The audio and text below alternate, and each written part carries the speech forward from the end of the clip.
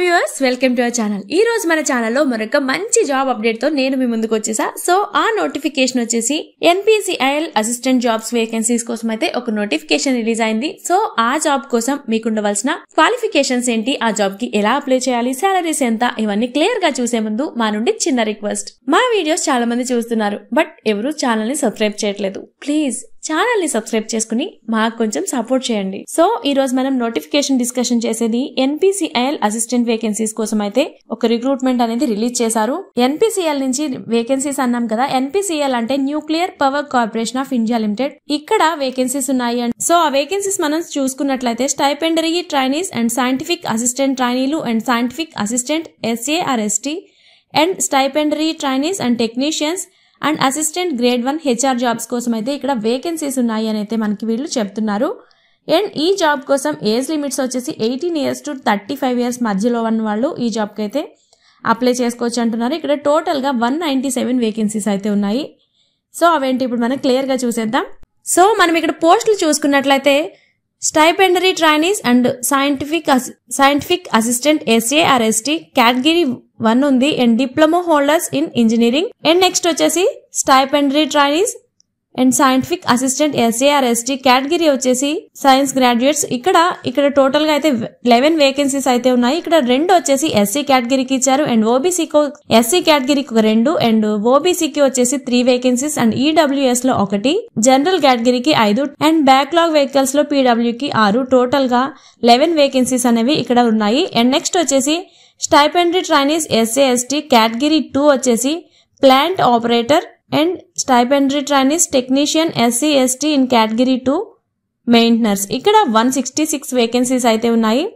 అవి చూసుకున్నట్లయితే 11 వచ్చేసి SC కేటగిరీలో ఉన్నాయి అండ్ 25 వచ్చేసి ST కేటగిరీలో ఉన్నాయి అండ్ OBCలో 46 ఉన్నాయి అండ్ EWS కి ఒక 16 అండ్ జనరల్ కేటగిరీలో ఒక 67 వేకెన్సీస్ అయితే ఉన్నాయి అండ్ PWBDలో 7 వేకెన్సీస్, అవి ఏ గ్రేడ్ కి ఒక 2 అండ్ B గ్రేడ్ కి ఒక 2 అండ్ C గ్రేడ్ కి 1 అండ్ D&D కి ఒక 2 వేకెన్సీస్ అయితే ఉన్నాయి అండ్ బ్యాక్లాగ్ వేకెన్సీస్ లో చూసుకున్నట్లయితే ST కేటగిరీలో 1 ఉంది అండ్ PWDలో 5 వేకెన్సీస్ అయితే ఉన్నాయి। 5 వచ్చేసి ఏ కేటగిరీలో 1 అండ్ PWBD Bలో ఒక 3 అండ్ D&B లో ఒక వేకెన్సీ అయితే ఉంది। టోటల్ గా 166 వేకెన్సీస్ అయితే ఇక్కడ ఉన్నాయని చెప్తున్నారు। అండ్ నెక్స్ట్ వచ్చేసి అసిస్టెంట్ గ్రేడ్ 1 HR, ఇక్కడ 9 వేకెన్సీస్ ఉన్నాయి। అవి చూసుకున్నట్లయితే OBCకి ఒక 3 వేకెన్సీస్ అండ్ EWS కి 1 అండ్ జనరల్ కేటగిరీలో ఒక 3 అండ్ OBCకి ఒక 2 వేకెన్సీస్ అయితే ఇక్కడ ఉన్నాయి। అండ్ నెక్స్ట్ చూసుకున్నట్లయితే అసిస్టెంట్ గ్రేడ్ 1 F&A, ఇక్కడ టోటల్ గా 6 వేకెన్సీస్ అయితే ఉన్నాయి। అవి జనరల్ కేటగిరీలో ఒక 3 వేకెన్సీస్ అండ్ EWS లో ఒక 2 అండ్ జనరల్ కేటగిరీకి ఒక వేకెన్సీ అయితే ఉంది। అండ్ నెక్స్ట్ చూసుకున్నట్లయితే అసిస్టెంట్ గ్రేడ్ 1 C&MM, ఇక్కడ టోటల్ గా 5 వేకెన్సీస్ అయితే ఉన్నాయి। అవి ST కేటగిరీకి 1 అండ్ OBCలో 1 అండ్ EWS కి 2 అండ్ బ్యాక్వర్డ్ వేకెన్సీస్ లో 1, టోటల్ గా 5 వేకెన్సీస్ అయితే ఇక్కడ ఉన్నాయి।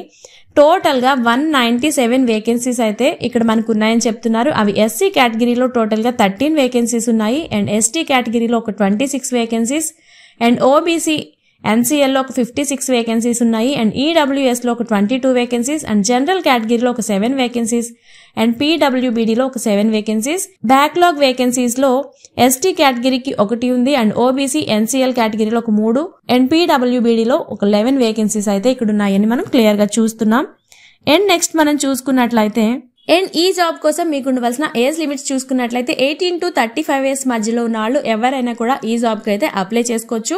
అండ్ ఈ జాబ్ కోసం మీకు ఉండవలసిన క్వాలిఫికేషన్స్ చూసుకున్నట్లయితే మీకున్న అక్కడున్న పోస్టుల ఆధారంగా 10th+ ITI చేసిన వాళ్ళు and 12th and diploma and any degree or BE BTech ఆపై చదివిన వాళ్ళందరూ కూడా ఈ జాబ్స్ కి అయితే అప్లై చేసుకోవచ్చు అనేసి చెప్తున్నారు। అండ్ ఏజ్ లిమిట్స్ చూసుకున్నట్లయితే May 1, 2025 నాటికి ఎవరైతే అప్లై చేసుకుంటారో వాళ్ళకి 18 years నుంచి 35 years మధ్యలో మాత్రమే ఉండాలి। అంతకంటే ఎక్కువ ఏజ్ ఉన్న వాళ్ళైతే ఈ జాబ్ కి అప్లై చేసుకోవడానికి అనర్హులు అవుతారు। అండ్ నెక్స్ట్ మనం శాలరీ చూసుకున్నట్లయితే ఇక్కడ శాలరీ వచ్చేసి 45,000 to 85,000 వరకు అయితే శాలరీ ఉంటుంది। అండ్ మీకు ఇక్కడ అప్లికేషన్ ఫీజెస్ చూసుకున్నట్లయితే జనరల్ కేటగిరీ అండ్ OBC వాళ్ళకి వచ్చేసి 300 రూపీస్ గా ఉంది అండ్ SC ST PWBD వాళ్ళకి అయితే ఎటువంటి అప్లికేషన్ ఫీజెస్ కూడా లేవు। అండ్ మీకు ఇక్కడ సెలెక్షన్ మోడ్ చూసుకున్నట్లయితే రైటింగ్ టెస్ట్ ఉంటుంది అండ్ స్కిల్ టెస్ట్ ఉంటుంది అండ్ నెక్స్ట్ ఇంటర్వ్యూ కూడా ఉంటుంది. సో వీటి ఆధారంగా మిమ్మల్ని అయితే జాబ్కి సెలెక్ట్ చేయడం అనేది జరుగుతుంది. సో ఈ జాబ్కి మేము ఎలిజిబుల్ అనుకున్న వాళ్ళైతే ఆన్లైన్లో అయితే వెంటనే అప్లై చేసేసుకోండి. And starting date 28 May and ending date వచ్చేసి జూన్ 17 వరకు అయితే మీరు అప్లై చేసుకోవడానికి అయితే ఇక్కడ టైం ఉంది. సో ఈ జాబ్కి మేము ఎలిజిబుల్ అవుతాము అనుకుంటే డెఫినెట్లీ ఈ జాబ్కి అయితే అప్లై చేసుకోండి. All the best. ఇలాంటి మంచి మంచి జాబ్ అప్డేట్స్ కోసం అయితే మన ఛానల్ని సబ్స్క్రైబ్ చేయడం మాత్రం అస్సలు మర్చిపోవద్దు. Thanks for watching.